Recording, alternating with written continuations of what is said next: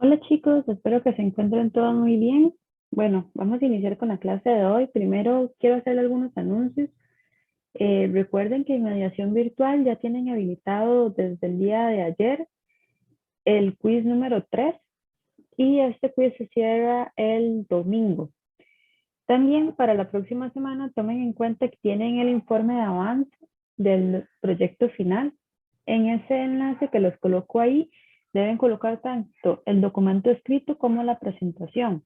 Recuerden que con la presentación ustedes pueden decidir si participan todos los integrantes del grupo, si únicamente participa una persona, pero en este caso, ¿verdad? Como les había mencionado al inicio del curso, la nota estaría entonces distribuida para todos los integrantes del grupo en cuanto a la parte de presentación oral, eh, con respecto al desempeño que tenga esta persona.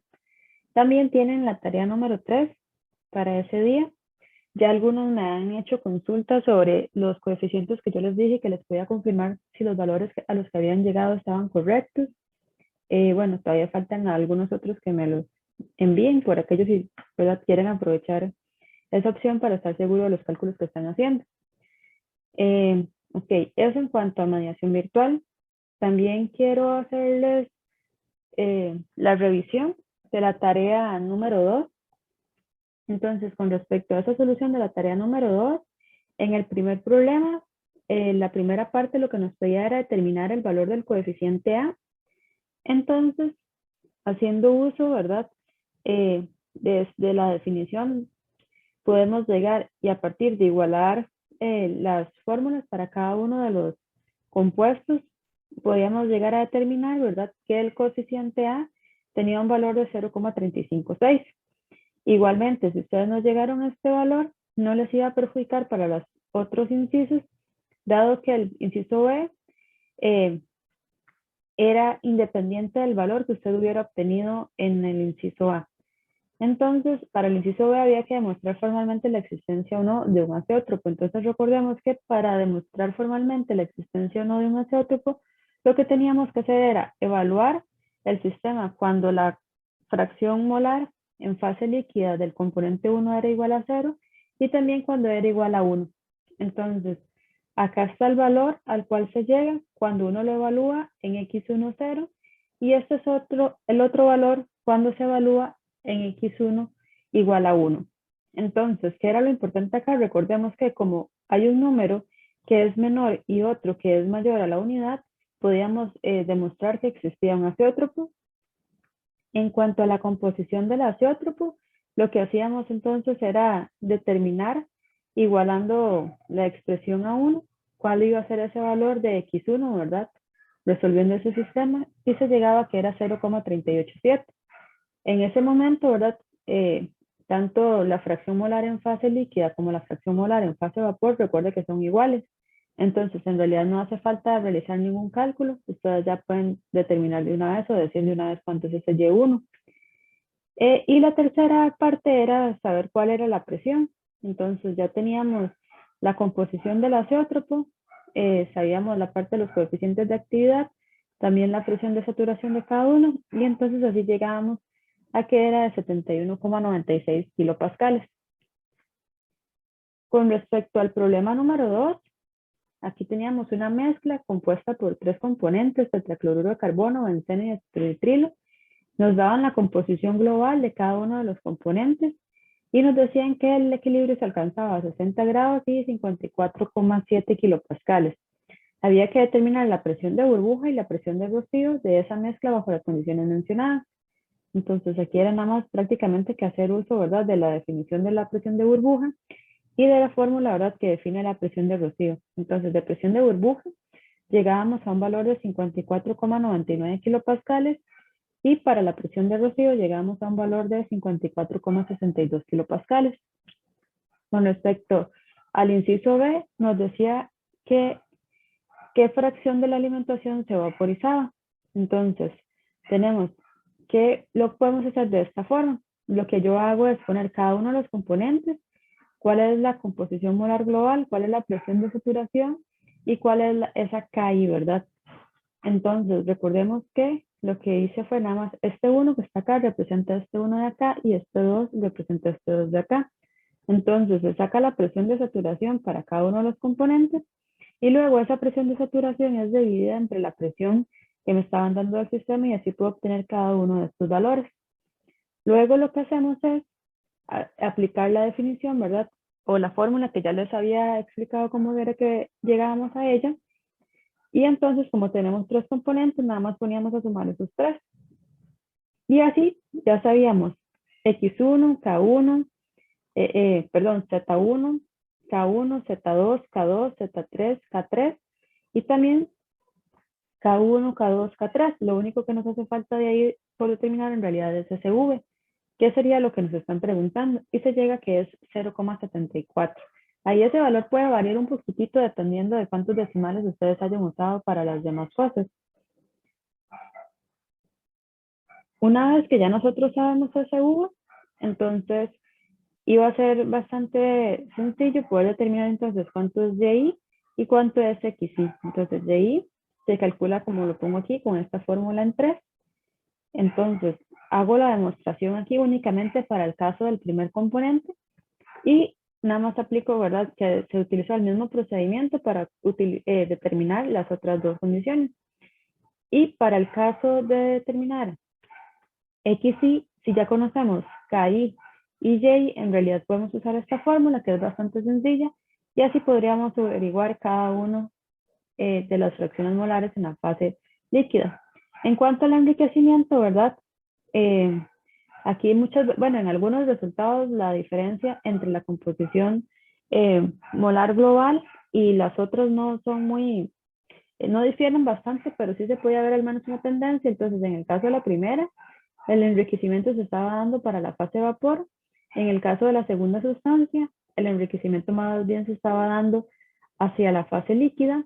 Y en la última sustancia, el enriquecimiento se estaba dando hacia la fase líquida también, porque podemos ver que para estos dos casos, ¿verdad? Este valor es superior que del cual partió. Mientras que para el primer caso, este valor de acá, la fracción molar en la fase vapor, es ligeramente superior de la cual partió. ¿Ok? Y eso sería con respecto a la solución de la tarea número 2. La próxima semana, cuando ya hayan entregado el quiz, les estaría mostrando la solución del quiz número 3. Ahora bien, eso sería como la parte de anuncios. Y ahora vamos a empezar ya propiamente con lo que es la clase. Entonces, para empezar la clase, antes voy a mostrarles algunas cosas que deben de saber para que se les haga más sencillo el entendimiento del ejercicio. ¿Qué es lo que vamos a hacer hoy? Como parte de esa segunda parte de la utilización del software que les quería comentar o que les quería enseñar, es que posiblemente ustedes lleguen a necesitar la purificación, ¿verdad? O la separación de componentes que les salga del reactor. Es una posibilidad, ¿verdad? Puede que ustedes en realidad no lo necesiten o puede que les sea demasiado necesario saber sobre la simulación que vamos a hacer el día de hoy. Pero primero, para poder simular, entonces, como les dije, lo que vamos a hacer es simular una columna de destilación, ¿verdad? Pero cuando uno va a simular una columna de destilación, uno necesita saber si en esa columna de destilación se está dando la formación o no de un azeótropo. O bueno, no en la columna de destilación, sino si la mezcla de componentes que nosotros tenemos pueden llevar o no a la formación de un azeótropo. Y para eso es importante que nosotros entendamos ciertas cosas. ¿Qué es un nodo estable y qué es un nodo inestable? Yo igual les voy a subir un documento a mediación virtual para que ustedes puedan leerlo con más detalle, pero yo aquí les voy a hacer un resumen al respecto de ese documento.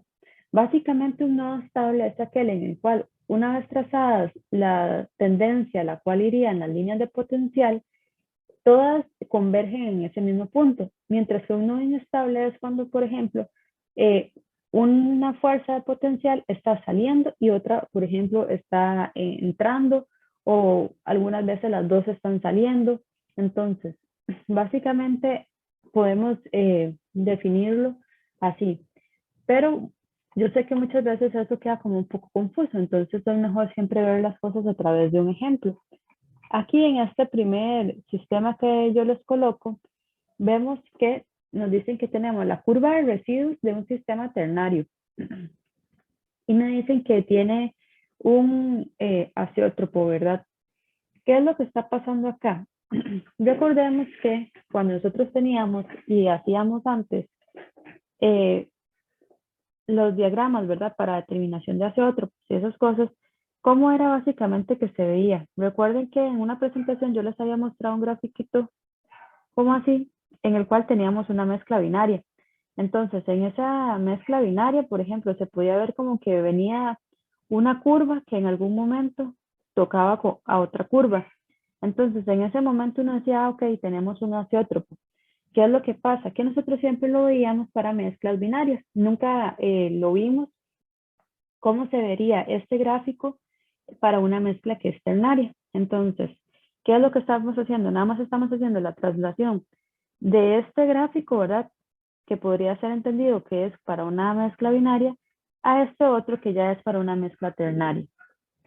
Entonces, pueden ocurrir muchas cosas en una mezcla ternaria. Puede que solamente tengamos la formación de un azeótropo, puede que tengamos la formación de 2 azeótropos, de 3 azeótropos. Eh, las cosas se van a ir como aumentando el grado de dificultad. Básicamente, aquí lo que tenemos que nosotros aprender es a cómo se interpretan este tipo de diagramas, que son curvas de residuo en realidad de sistemas ternarios, es decir, de mezclas compuestas por 3 componentes. Cada vértice representa un componente. Entonces, por ejemplo, este vértice de acá está representando a la sustancia o al componente I. Entonces, pensemos que ese componente I es un componente, es una especie química, ¿verdad? Un compuesto puede ser. Y entonces aquí está representado. H sería otro y L sería otro. ¿Qué es lo que está pasando? Entonces, en cada uno de los vértices está esa sustancia química. Y podemos ver cómo aquí se forma otro puntito, digamos, desde el cual sale líneas de potencial. Podemos verlo. Entonces, ¿qué es lo que está pasando? Esto lo que está aquí representando es que hay la existencia de un azeótropo en el sistema. Ahora bien, otra cosa que tenemos que aprender es cómo nosotros sabemos, porque esto nosotros nos lo va a dar el programa, ¿verdad? Cómo plantear estas flechas. Si vemos estas flechas están yendo como para acá, de aquí sale. Entonces, básicamente eso se va a definir con respecto a la temperatura.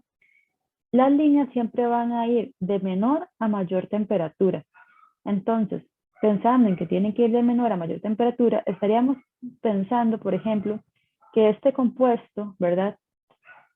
Si la flecha está yendo de I hacia H, el compuesto I tiene que tener una temperatura de ebullición menor que el compuesto H.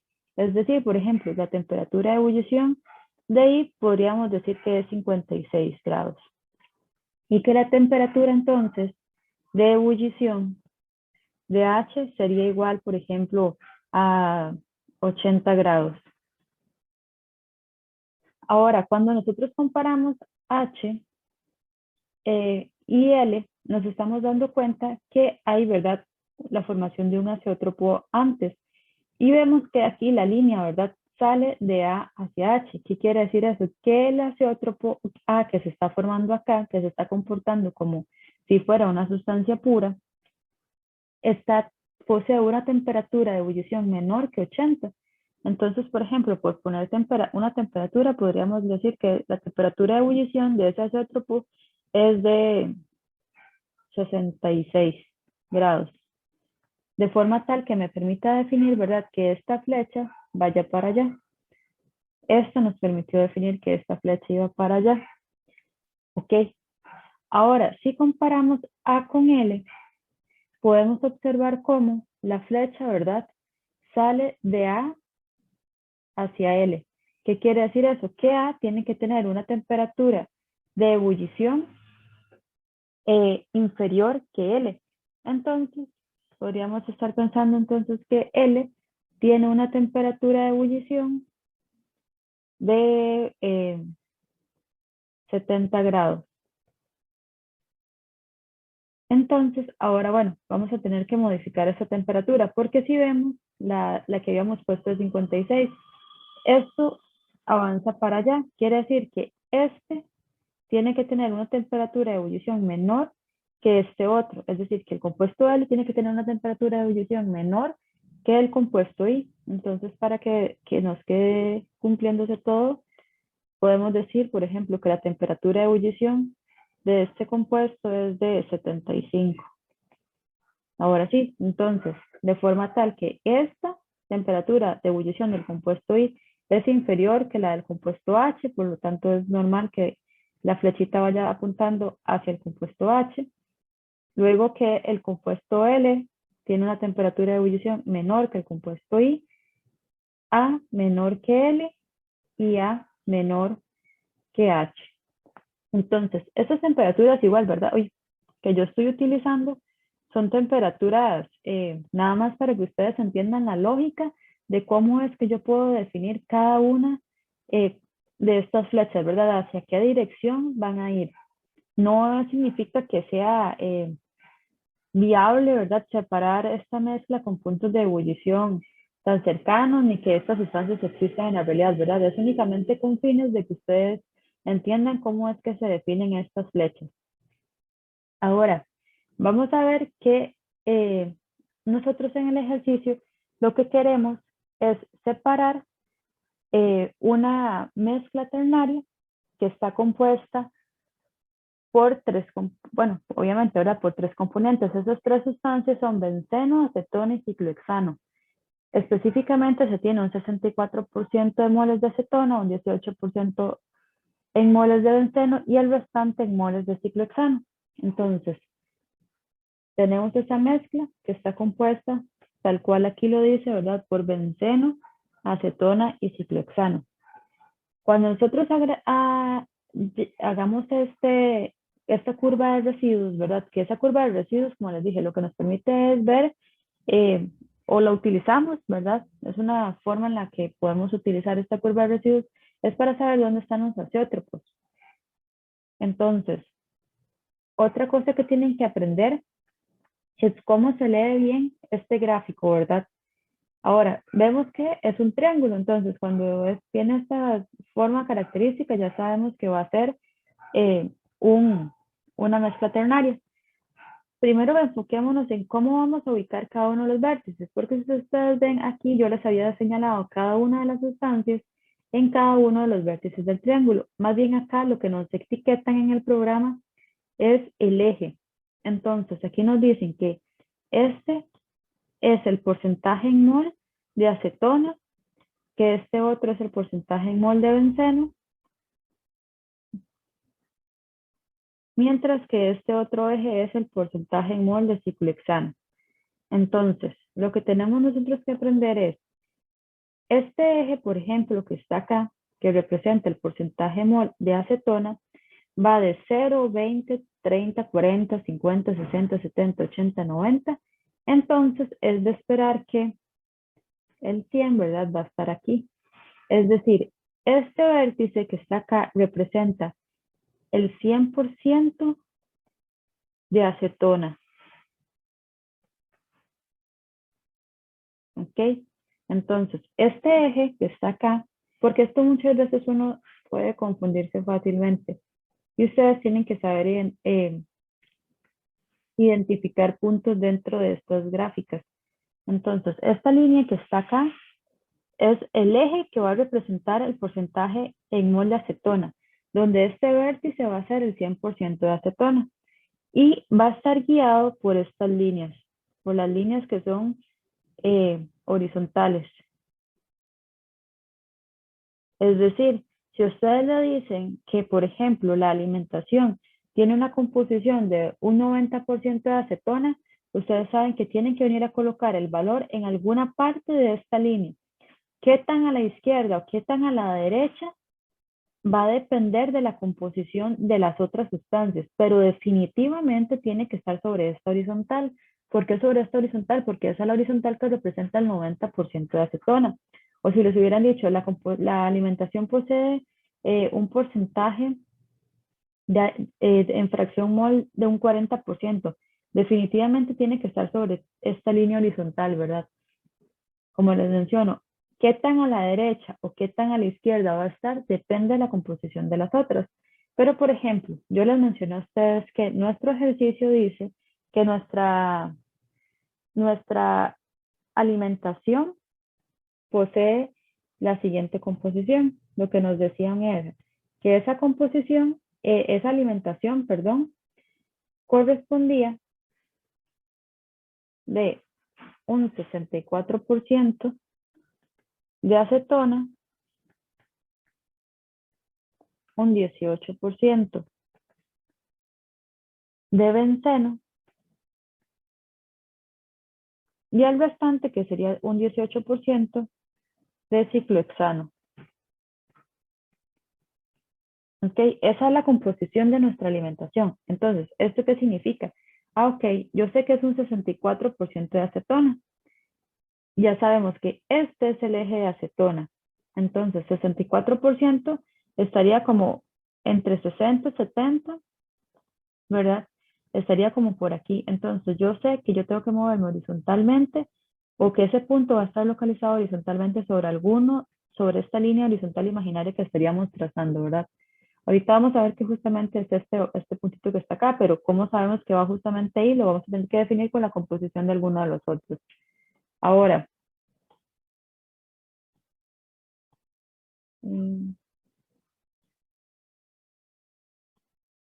aquí, este va a representar el eje del porcentaje molar del benceno.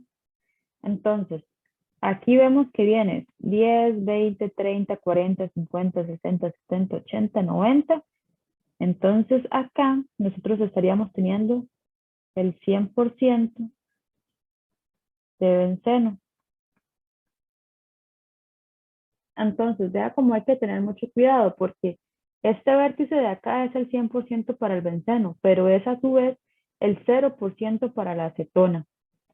Es decir, este mismo vértice, perdón, es el 0% de porcentaje molar de la acetona. Entonces, tal vez ustedes ahorita me digan como que es muy intuitivo, ¿verdad? Pero ya cuando uno está analizando el gráfico y tiene que empezar a colocar los puntos, se puede confundir muy fácilmente. Ahora bien, ¿cuáles líneas van a ser las que nosotros vamos a utilizar para guiarnos acá? Van a ser estas que están acá, las que van así.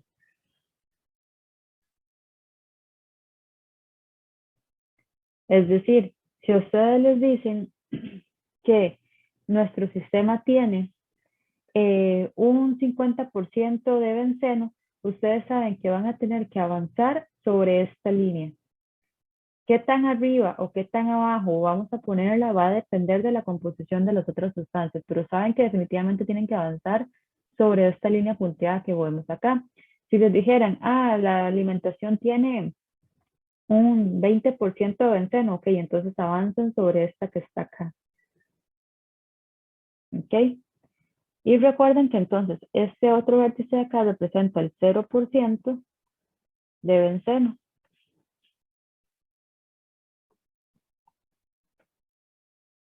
Ahora, esta otra línea que tenemos acá corresponde a los porcentajes molares del ciclohexano, ¿verdad?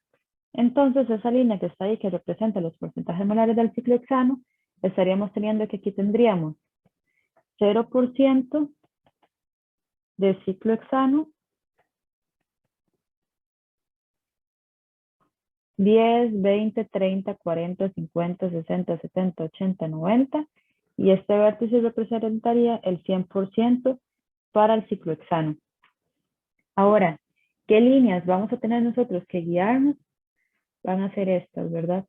Que vienen así.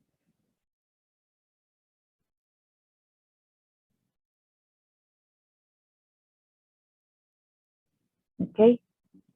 Entonces, tal vez esto les pueda parecer muy sencillo, pero se los quise explicar porque muchas veces los errores provienen justamente de no saber cómo se analiza el gráfico. Entonces, y no perdamos de vista, ¿verdad? Ni pensemos que esto es algo demasiado difícil ni nada similar, porque recordemos que esto nada más es la representación que sería ya para una mezcla ternaria. Entonces, ya que sabemos cómo se ubican cada una de estas, veamos cómo este punto efectivamente corresponde a la alimentación.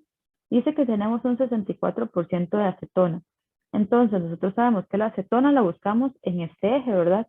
Entonces, aquí, como por aquí, en esta horizontal, tendríamos que poner ese 64%. Y nos podemos dar otro. Dice 18% de benceno.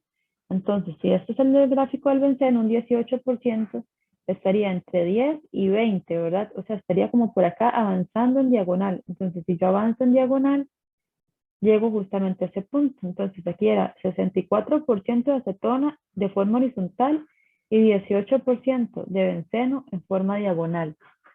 Y vemos cómo con solamente haber definido dos puntos, el tercero se nos define automáticamente. Entonces, debería ese punto estar ubicado en el 18% del ciclo hexano. Veamos que esta es la línea del ciclo hexano. Aquí tenemos el 10%, ¿verdad? Entonces, toda esta línea que está acá representa el 10% para el ciclo hexano y hasta el 20% para el ciclo hexano. Eso quiere decir que tiene que estar un poquito antes de esta línea, exactamente aquí. Entonces vemos cómo con solamente que ustedes sean dos puntos, el tercero, si ustedes lo ubicaron bien, tiene que estarles coincidiendo. Entonces, ya nosotros sabemos cómo interpretar cada una de estas líneas, ¿verdad? Externas, o cada uno de los lados, podemos ver lo del triángulo. Ahora, ¿cómo nosotros vamos a seguir viendo la información que nos dan? Nos dicen que el benceno y nos dan un valor acá, la acetona nos dan otro valor y el ciclohexano y nos dan otro valor. ¿Qué significan cada uno de esos valores que están ahí? Esos valores que nos están dando en esa curva de residuos lo que significa es la temperatura de ebullición de cada una de las sustancias. Es decir, a la presión que esté definida acá. Entonces, por ejemplo, este gráfico fue hecho a una presión de 1.01 bar. Entonces, para una presión de 1.01 bar, la temperatura de ebullición del benceno es como de 80,09. La temperatura de ebullición de la acetona, 56,25. Y la temperatura de ebullición del ciclohexano es de 80,72. Ok, entonces, estas temperaturas de ebullición, recuerden, son temperaturas de ebullición a esta presión, porque recuerden que la temperatura de ebullición depende de la presión. Si ustedes saben que su sistema va a funcionar a otra presión, es completamente inadecuado que ustedes pongan a funcionar, por ejemplo, su sistema a una temperatura guiados a través de una curva de residuos, haciendo conclusiones a través de una curva de residuos que no está especificado a la presión a la cual va a trabajar su sistema. Entonces, este valor que está acá, ahorita cuando generemos este gráfico de curva de residuos o este mapa de curva de residuos, nos vamos a dar cuenta dónde es que se coloca. Entonces, vean que esto es muy importante, ¿verdad? ¿Por qué? Porque toda la forma que va a tener este gráfico depende de estos valores, ¿verdad? Que nosotros estamos dando. Ahora, una vez definidos estos valores que nosotros estamos suministrando al sistema, el programa nos predice que van a haber dos azeótropos binarios. ¿Qué quiere decir que el azeótropo sea binario? Que el azeótropo está formado por dos sustancias. Vamos a ver que algunas veces o ustedes pueden encontrarse sistemas en los cuales ustedes soliciten la curva de residuos y se dan cuenta que aparece, por ejemplo, azeótropos binarios y luego aquí otra línea que dice azeótropos terciarios. Entonces, ¿eso qué va a pasar? Que, por ejemplo, si ustedes tienen una mezcla de tres componentes, se forma incluso a ciertas condiciones que se les van a definir acá un azeótropo entre las tres sustancias.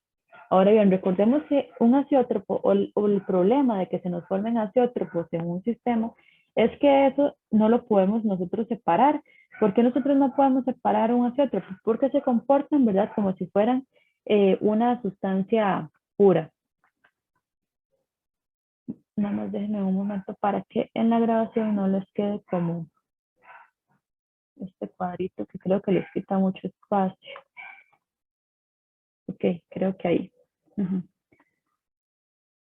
De acuerdo, chicos. Entonces, vamos a ver entonces qué información nos está dando esta zona de acá.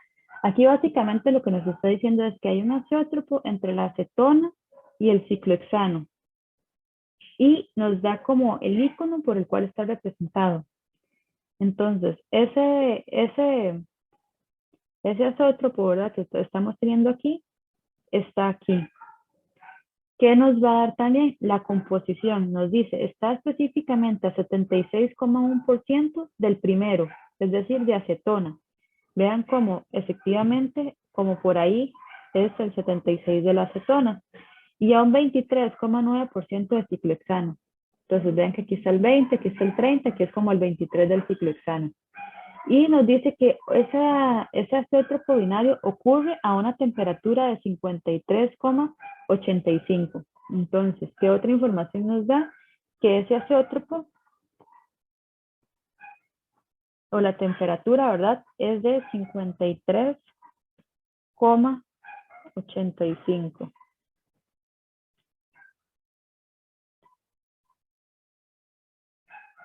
¿Ok?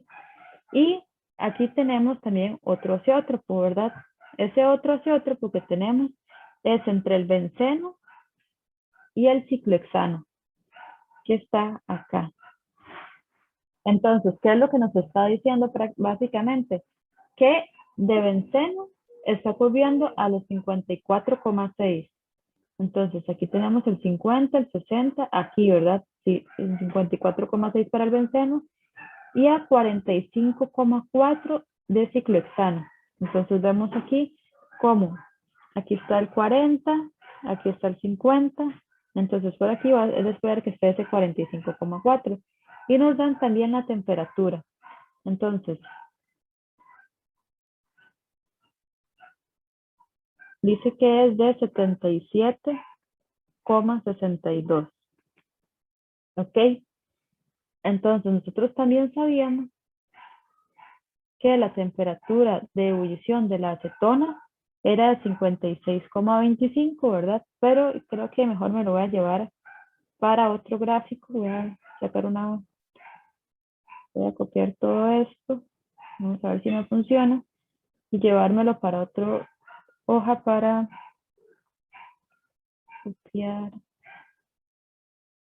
A ver, ay, no, solamente me va a llevar eso.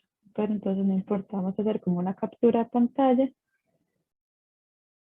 No, no va a funcionar. Vamos a ver.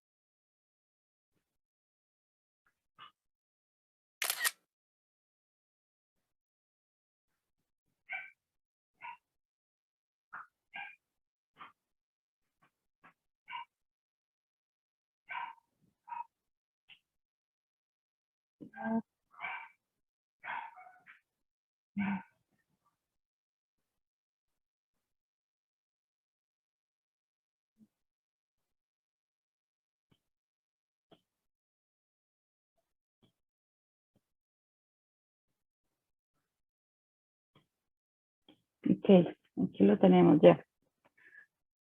Entonces, teníamos, ¿verdad? Que voy a estar un poquito de esto nada más. Ok, no me permite. Ok, entonces, ¿qué era lo que teníamos? Teníamos que la temperatura de este azeótropo que se formaba acá era de 53,85, ¿verdad? Luego teníamos que la temperatura de este otro azeótropo que se forma acá era de 77,62. Luego tenemos, voy a copiar un poquito esto para ponerle las unidades.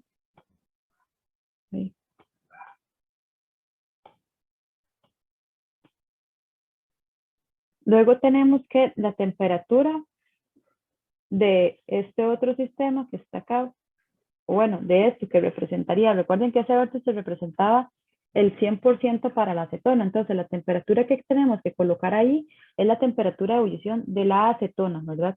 Que sería de 56,25 grados. Recordemos también, vamos a ver con qué color la habíamos puesto, y pensemos como con un anaranjado. Recordemos que este vértice que está acá representa el 100% del benceno. Entonces ahí tenemos que poner la temperatura de ebullición del benceno, que dice que es como 80,09. Y este otro, lo hemos puesto con morado, vértice que está por aquí, representa el 100% del ciclohexano. Y el ciclohexano tiene una temperatura de 80,72. Entonces, y por aquí, ¿verdad? Teníamos nosotros nuestra alimentación. ¿Qué es lo que nos va a permitir este gráfico? Nosotros vamos a ver que entonces nosotros vamos a poder como predecir cuál podrían ser, por ejemplo, la salida que vamos a obtener en nuestro tope y en nuestro fondo destilado, porque recordemos que una columna de destilación podemos verla como que esta es nuestra columna de destilación y va a tener una salida por aquí, que esta es la que se le llaman los destilados, y vamos a tener otra salida por acá, a la cual se le van a llamar los fondos. Entonces, nosotros estas curvas que tenemos por acá nos va a poder permitir saber qué nos está saliendo por el destilado y qué nos está saliendo por los fondos. Otra cosa que tenemos que tener en cuenta es que en los fondos va a salir lo que nosotros le llamamos como el componente clave pesado y que por el destilado nos va a estar saliendo el componente clave liviano. ¿Ok? Y eso teniendo aquí una alimentación, ¿verdad? ¿Ok? Por el momento ya luego ustedes van a aprender muchísimo más al respecto de las columnas de destilación cuando lleven masa 1 y masa 2, pero bueno, por el momento creo que es lo que es necesario que ustedes aprendan o sepan, ¿verdad? Entonces, ¿qué es lo que va a estar pasando con esta curva de residuos? Ya nosotros sabemos que tenemos ahí la formación de dos azeótropos. Entonces vamos a ir analizando, ok, si esta tiene un punto de ebullición de 53,85 y este de 56, nosotros sabemos, ¿verdad? Que aquí esto va a ir como para allá.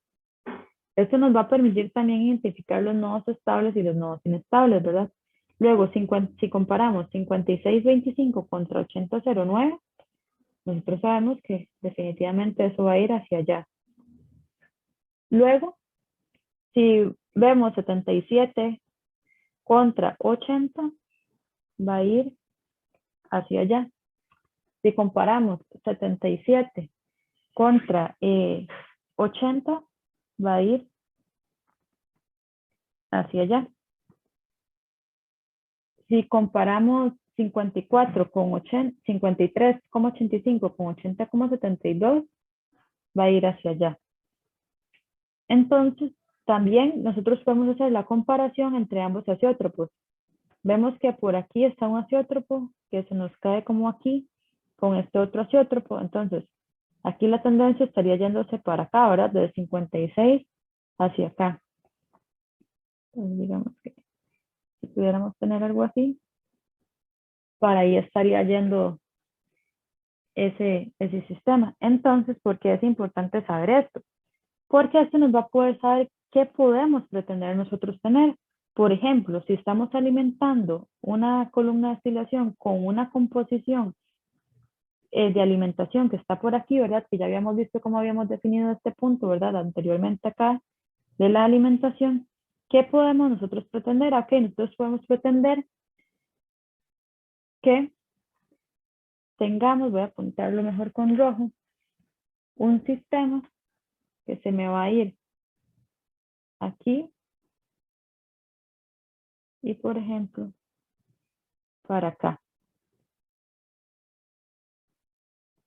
¿Qué quiero decir con esto? Que entonces nosotros podemos estar esperando que tener una un componente, que en este caso sería benceno, ¿verdad? Porque este es el eje del benceno que se nos está viniendo para acá.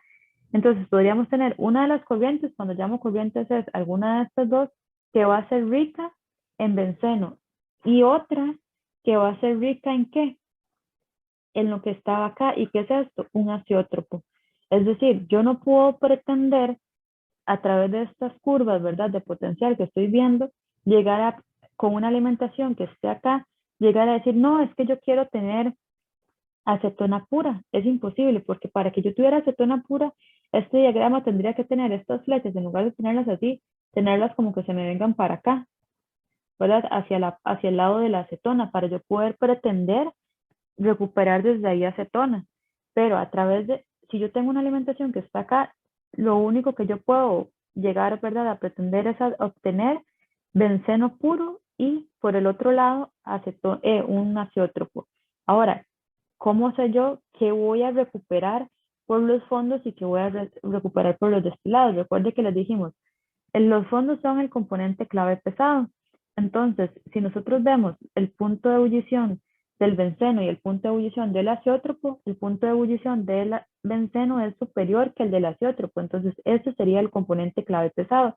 Es decir, yo estoy pretendiendo recuperar casi que benceno puro por los fondos y por el destilado estaría pretendiendo recuperar el azeótropo. Por ejemplo, situación muy diferente, digamos que a nosotros no nos interesa recuperar eh, benceno puro, sino que decimos, no, yo quiero recuperar eh, más bien, por ejemplo, ciclohexano o ajá, como con alta pureza, o bueno, cualquier otra cosa. Entonces, ¿qué es lo que quiero decirles? Que la alimentación va a determinar mucho eso, porque, por ejemplo, si ustedes tuviesen por aquí su alimentación, ¿verdad? Entonces, ¿cuáles serían esas líneas? Esas líneas van a estar dadas por las que vienen de este azeótropo que tenemos por aquí, ¿verdad? Y estas otras que van a caer por acá. Entonces, si el objetivo de ustedes era recuperar benceno puro, vemos que definitivamente no vamos a lograrlo. ¿Por qué? Porque vamos a estar recuperando cosas que van a tener, por ejemplo, un 30% mol de benceno. Y por el otro lado, estaría teniendo el azeótropo. Entonces, ¿por qué les digo esto? Porque eh, cuando entren a simular una columna de destilación, siempre es importante que antes analicen este tipo de curvas. ¿Por qué? Porque pueden que ustedes estén pidiéndole condiciones a su sistema que no son posibles. Entonces, por ejemplo, la simulación les va a dar errores y ustedes van a decir, qué extraño, ¿qué es lo que estoy poniendo mal? Pero, o sea, no es como que algo esté configurado matemáticamente mal, sino que la lógica detrás del sistema está completamente errónea. ¿Por qué? Porque tal vez ustedes tienen una alimentación que está por acá y ustedes están forzando a que la columna de destilación les recupere un 99% de enceno, o sea, simplemente no es posible. Entonces, es muy importante antes, ¿verdad?, de hacer ese tipo de simulaciones que ustedes analicen cómo funcionan o cómo se está comportando su sistema a la presión, por ejemplo, que ustedes están definiendo. Porque recuerde que esto va a cambiar si yo cambio aquí, por ejemplo, la presión del sistema. Es decir, estos gráficos están en función de estos parámetros que están acá, que serían la presión que me está definiendo, que me define, ¿verdad?, automáticamente entonces el punto de ebullición de cada uno de los componentes que participan.